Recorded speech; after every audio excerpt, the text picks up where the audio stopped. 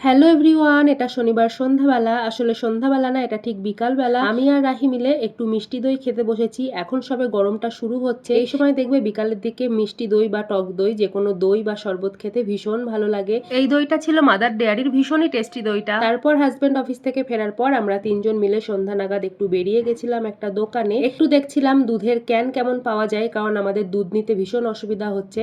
আসলে দুধের আঙ্কেলটা সকাল 6টায় দুধ দিতে আসে, তখন বেল বাজালে রাহির ঘুমটা ভেঙে যায়। আর আমরা তো অত সকালবেলা উঠে বসেও থাকতে পারি না, আমাদের তখন ভীষণ ঘুম। তাই আঙ্কেল বলেছে বাইরে যেন আমরা এই ক্যানটা ঝুলিয়ে রাখি। আমাদের কাছে কোনো ক্যান ছিল না, তাই একটা ক্যান কিনে নিতে হলো। তারপর আমরা চলে এলাম ময়ূরা বেকারিতে। এখানে দারুণ টেস্টি একটা চানাচুর পাওয়া যায়, সেই চানাচুরটা নিতে এসেছি, আর সেই সাথে দুটো পেস্ট্রিও নিয়ে নিলাম। তারপর আমরা বাড়ি চলে এসেছি। আর এই যে তোমাদের সাথে ক্যানটা দেখালাম, কেমন লাগছে বলো তো? যেমন ক্যান হয় তেমনই, ভালো মন্দর কিছু নেই ব্যাপারটা। তারপরে এই যে একটু ফল নিয়ে নিয়েছি, চানাচুর নিয়ে নিয়েছি, আর একটু ডিম আর টক দই নিয়ে নিয়েছি। এখানে যা চানাচুরের দাম, 250 গ্রাম চানাচুরের দাম নিল 120 টাকা। আর আমাদের ওয়েস্ট বেঙ্গলে তো 1 কেজি চানাচুরের দামই মনে হয় 100 টাকা। তাই আমরা প্রতিবারই বাড়ি থেকে আসার সময় 2-3 কেজি চানাচুর নিয়ে আসার চেষ্টা করি। এবারে তো ফ্লাইটে এসছি, একদম জায়গা ছিল না। তারপর ওইটুকু চানাচুরে সারা বছর তো চলে না, তাই এখান থেকে কিনতেই হয়। কি আর করা যাবে, টাকাটাই চিবিয়ে খাওয়া মনে হয়।